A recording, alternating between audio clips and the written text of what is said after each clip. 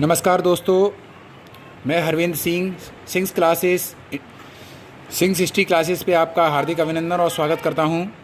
मैं उम्मीद करता हूं कि आप इस कोरोना काल में अच्छे होंगे, स्वस्थ होंगे और अपने घर पे ही होंगे और अपने आप को एक बूस्टअप कर रहे होंगे और अपनी तैयारी में जोरों से लगे होंगे, जो भी आप जिस परीक्षा की भी तैयारी कर रहे हों। तो इसी संदर्भ में आज मैं आपके लिए कुछ जानकारी लेकर आया हूँ और आज आपके सामने आपको एक बुक दिख रही होगी, आधुनिक भारत का इतिहास एवं विरासत। तो ये बुक जो है मैं इसका रिव्यू करने जा रहा हूँ और ये आधुनिक भारत की एक बेहतरीन पुस्तक है। ये मैंने पढ़ी, ये बुक बहुत ही अच्छी है। और भी बुक है, लेकिन ये हिंदी माध्यम के विद्यार्थियों के लिए बहुत ही शानदार बुक है। और जो लोग नेट की तैयारी में लगे हुए हैं, नेट JRF और असिस्टेंट प्रोफेसर या PhD यूनिवर्सिटीज़ क्लासेस पे भी जो लोग पढ़ते हैं, अपने ज्ञान में वृद्धि करना चाहते हैं या जो अन्य भी अपनी जानकारी का वर्धन करना चाहते हैं, वो भी इस पुस्तक को पढ़ सकते हैं। और PGT के स्टूडेंट या TGT जो भी तैयारी कर रहे हैं, तो वो आधुनिक भारत के लिए बहुत ही बेहतरीन बुक है और इसको पढ़ सकते हैं। ये PL गौतम जी द्वारा लिखी पुस्तक है, बहुत ही बेहतरीन और उम्दा उन्होंने ये किताब लिखी है, जिसके माध्यम से आप अपनी नॉलेज को बूस्टअप कर सकते हैं। और ये अटलांटिक पब्लिकेशन के द्वारा है। इस बुक को चाहे आप ऑनलाइन के माध्यम से भी खरीद सकते हैं या किसी बुक स्टोर पे जाकर भी आप इस बुक को खरीद सकते हैं। लेकिन मैंने ये बुक जो है ऑनलाइन माध्यम से बुक मंगाई थी। ये IAS वगैरह मेंस परीक्षा और स्टेट सर्विसेज के लिए भी अच्छी मानी जाती है। ये बुक मुझे किसी ने सजेस्ट करी थी, तो मैंने भी इसका अध्ययन किया है और बाकी बेहतरीन बुक है। और इसकी आप पेज क्वालिटी देखोगे, किसी भी बुक की एक चीज़ होती है, अगर उसकी पेज क्वालिटी जितनी अच्छी होगी और उसके लेटर्स जो उतने बोल्ड होंगे, तो उसको पढ़ने का बहुत ही अच्छा मन करता है। तो मेरी एक कमी कहिए या फिर मेरी विशेषता कहिए कि मुझे बुक खरीदने का बड़ा शौक़ है। अगर कोई बुक का मतलब अच्छा वर्जन लगता है तो मैं ले लेता हूँ। मेरे पास में काफ़ी हिस्ट्री की बुक हैं और मैं आपको आपकी नेट से संबंधित तैयारी के लिए कुछ बुकों को सजेस्ट भी करता रहूँगा। तो मैं आपके लिए पहली बुक ये मॉडर्न हिस्ट्री की बुक कराता हूँ कि आप जैसे कि अगर मॉडर्न हिस्ट्री के लिए आप अपना बेहतरीन बेस बनाने के लिए अगर इस बुक को पढ़ते हैं तो बहुत अच्छा रहेगा। जैसे बेसिक बुक आपने पढ़ी होंगी, लेकिन हमारे लिए क्या है कि एडवांस बुक है और एक जो है ऑथेंटिक बुक है ये, तो आप इसको पढ़ सकते हैं। आइए चलते इस बुक को देखते हैं। देखिए इस बुक में क्या है। तो ये हमारा ये आधुनिक भारत का इतिहास एवं विरासत 1757 से 1964 का इतिहास इसमें दिया हुआ है और डिटेल्ड इतिहास है। तो आइए, ये इसकी भूमिका वगैरह दी हुई है और इसमें यहाँ पे इसकी कंटेंट दिया हुआ है, विषय सूची और है ना ये। तो आइए दोस्तों चलते हैं, फिर इस बुक को हम आपको दिखाते हैं इसकी विषय सूची के बारे में। तो यहाँ से इसकी विषय सूची प्रवर्ती काल एवं प्रारंभिक यूरोपियों की बस्ती, जो कि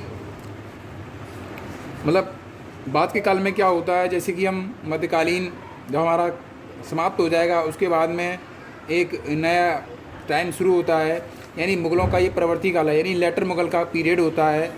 उस समय मुग़ल काल की सत्ता जो कमज़ोर पड़ रही होती है, उस टाइम की पीरियड की बात है। तो इसमें नवीन राज्यों का उद्भव, जैसे अलग अलग राज्य, जैसे हमारा मुग़ल साम्राज्य कमज़ोर पड़ रहा होता है और अन्य राज्य जो है स्वतंत्र होकर अपने आप को एक स्थापित कर हो रहे होते हैं। जैसे कि हैदराबाद है, अवध है, बंगाल है, रुहेलखंड, मराठा, राजपूत, जाट, सिख, उत्तर पश्चिमी शक्तियों के आक्रमण, जैसे कि नादिर शाह और अहमद शाह अब्दाली के भयंकर आक्रमण जो हुए, तो फिर उसके बाद में ये बंगाल और इस तरीके से आपको देखते हुए मतलब एक सिस्टम से इसमें पूरा मॉडर्न हिस्ट्री को दिखाया गया है। बहुत ही इंपॉर्टेंट चीज़ें इसमें दी हुई हैं। और जैसे बंगाल में अंग्रेजी शक्ति का उदय होता है, प्लासी और बक्सर के युद्ध जो बहुत ही महत्वपूर्ण है, जो प्लासी के युद्ध से अंग्रेज अपने आप को स्थापित करने की कोशिश करते हैं और कर ही देते हैं, और बक्सर के युद्ध में सिद्ध हो जाता है कि भारत पर अब राज करेंगे तो अंग्रेजी राज करेंगे, ऐसे सिद्ध हो जाता है। क्योंकि प्लासी के युद्ध को ये माना जाता है कि वो जो है कि वो एक धोखे से उसमें विजय प्राप्त की गई थी, क्योंकि उसमें जो सिराजुद्दौला था, सिराजुद्दौला के सेनापति मीर जाफ़र ने जो गद्दारी करी थी, वो अंग्रेज़ों के साथ मिल गया था। तो ऐसा माना जाता है कि वो गद्दारी से प्री प्लान्ड युद्ध था जो कि जीता गया था। लेकिन बक्सर के युद्ध ने ये सिद्ध कर दिया था कि सबसे ज़्यादा रणनीति बहुत महत्वपूर्ण होती है। सेना ज़्यादा भी हो, लेकिन रणनीति जिसकी मजबूत होगी वही युद्ध में विजय हासिल कर सकता है। और ऐसा बक्सर के युद्ध में हुआ, क्योंकि अंग्रेज़ों के पास में सेना कम थी, लेकिन उनका दिमाग से वो हाईली क्वालिफाइड थे और उनकी नीति बहुत स्ट्रॉन्ग थी। और वो डिवाइड एंड रूल की नीति को अपनाते थे। किसी भी चीज़ को अपने पक्ष में करने के लिए वो किसी भी हद तक जा सकते थे। तो ये हमें बहुत इसमें जानने को मिलेगा और बहुत ही बेहतरीन बुक है ये। फिर आगे इसके चैप्टर देखिए, यहाँ से एक चैप्टर से लेके फर्स्ट लेसन और ये सब, ये जो है यूरोपियन अनुवेदन दिया हुआ, अंग्रेजी सत्ता का विस्तार कैसे होता है वो।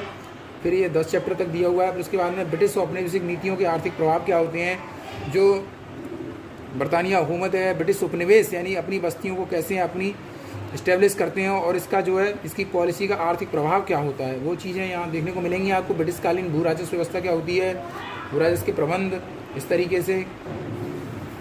फिर आगे आप चलेंगे तो आपको सामाजिक एवं सांस्कृतिक विकास एवं सुधार आंदोलन मिलेगा, यानी कि समाज और सांस्कृतिक प्रभाव किस तरह कैसे विकास होता है, फिर उसमें सुधार कैसे होता है, वो भी यहाँ देखने को मिलेगा आपको। इसका 3rd यूनिट है ये। फिर आपको ये 4था यूनिट मिलेगा, ब्रिटिश शासन की भारतीय प्रतिक्रिया, यानी ब्रिटिश शासन की जो ब्रिटिश शासन है उसके लिए भारतीय प्रतिक्रिया क्या होती है, वो भी यहाँ देखने को मिलेगी। कि ब्रिटिश शासन के जन विद्रोह जो होते हैं, आदिवासी विद्रोह को आपको देखने को मिलेंगे, ठीक है। बहुत सारे विद्रोह होंगे, संताल विद्रोह, खासी विद्रोह, कोल विद्रोह, विभिन्न प्रकार के बिरसा मुंडा, भील विद्रोह, इस टाइप के आपको देखने मिलेंगे। इसी में आपको 1857 का महासंघर्ष देखने को मिलेगा। फिर उसके बाद में आपको ये भारतीय राष्ट्रवाद का एक प्रारंभिक चरण देखने को मिलेगा, ये बहुत ही इंपॉर्टेंट है इस तरीके से। फिर एक आपको आ जाएगा पूरा चरण दिया हुआ है, भारतीय राष्ट्रीय कांग्रेस की स्थापना यहाँ पे हो जाती है 1885 में ए.ओ. ह्यूम के द्वारा। फिर यहाँ तक ये 5वें ये जो यूनिट है इसमें आपको 1935 का संविधान तक मिलेगा। इसमें आपको सारी चीज़ें जैसे 1813, 1833, 1935 तक का ये सब संविधान। फिर उसके बाद में ये गांधीवादी युग देखने को मिलेगा कि गांधी जी का उदय, असहयोग आंदोलन, ये बहुत ही महत्वपूर्ण चैप्टर है। ये आधुनिक भारत में माने जाते हैं। तो ये आपको एक अच्छी पकड़ बनाएगा, आप अपनी नॉलेज को बहुत बेहतरीन बिल्डअप कर सकते हैं। अगर कम से कम आपने बहुत ही बेहतरीन ढंग से इस बुक को अगर 3 बार पढ़ लिया तो आप अपने आप में मतलब मॉडर्न हिस्ट्री में काफ़ी पकड़ मजबूत कर लोगे। तो ये बुक है गांधी जी का असहयोग आंदोलन। तो इस बुक को फिर इसमें एक ही दिया हुआ है, ये सांस्कृतिक गतिविधियाँ क्या होती हैं, जैसे कि बहुत सारी सांस्कृतिक हमारे जो स्वतंत्रता संग्राम जो चला था, राष्ट्रीय आंदोलन जो होता है, उसमें कुछ सांस्कृतिक गतिविधियाँ भी चली थी, संस्कृत बंगला बंकिम ये चीज़ें। फिर आपको स्वाधीनता की ओर, ये इसमें 7वां चैप्टर है, 8वां यूनिट है। इसमें भारतीय राष्ट्रीय सेना, रॉयल इंडियन नेवी का विद्रोह जो हो जाता है, सत्ता हस्तांतरण एवं आज़ादी जो होती है, भारत में अंग्रेजी राज्य का प्रभाव और स्वाधीनता का प्रथम चरण यहाँ से शुरू होता है। राज्यों का पुनर्गठन है, प्रारंभिक योजना काल, दलित आंदोलन, निर्वाचन प्रावधान, भारतीय गणतंत्र का संविधान, और ये यहाँ पे जाके चित्रकला एवं साहित्य का विकास, इस तरीके से। तो बहुत ही बेहतरीन और उम्दा बुक है। आप इसको पढ़ेंगे तो आपको एक बहुत ही बेहतरीन जानकारी मिलेगी। और मैं थोड़ा आपको एक चैप्टर थोड़ा पढ़ के बताता हूँ इसमें क्या है। जैसे ये दिया हुआ है, परवर्ती मुगल एवं प्रारंभिक यूरोपीय बस्तियाँ, the later Mughals and early European settlement, यानी कि आधुनिक भारत के इतिहास 1757 से 1947 को सामाजिक बदलाव, आर्थिक संक्रमण, जो फाइनेंशियल क्राइसिस थी, इकोनॉमिकल, राजनीतिक परिवर्तनों एवं संघर्षों का आख्यान कहा जा सकता है। ये जो 1757 से लेके और 1947 का जो पीरियड है, पूरा मान लीजिए कम से कम ये जो है 100 वर्षों का लगभग ये इतिहास है। इसमें क्या सामाजिक बदलाव होते हैं, आर्थिक संक्रमण किस टाइप से होता है, राजनीति में क्या परिवर्तन होते हैं, उन संघर्षों का यहाँ पे एक आख्यान इसको कहा जा सकता है। ये चीज़ें बहुत बोलती हैं। 1757 से आप देखेंगे कि 1757 प्लासी का युद्ध होता है। यहाँ पे अंग्रेज अपने आप को इस्टेब्लिश करते हैं और 1947 में अंग्रेज क्या करते हैं, भारत को स्वतंत्र कर देते हैं, छोड़ देते हैं भारत को। तो ये देखिए पूरा एक बहुत ही बेहतरीन आपको जानकारी मिलेगी इसमें। ठीक है दोस्तों, थैंक यू, धन्यवाद। और आगे आप इस बुक को पढ़िए और जैसे भी जो भी माध्यम हो, आपको ऑनलाइन अगर आपको सुविधा हो तो आप ऑनलाइन मंगा सकते हैं, अगर आप ऑफलाइन हैं तो ऑफलाइन मंगा सकते हैं।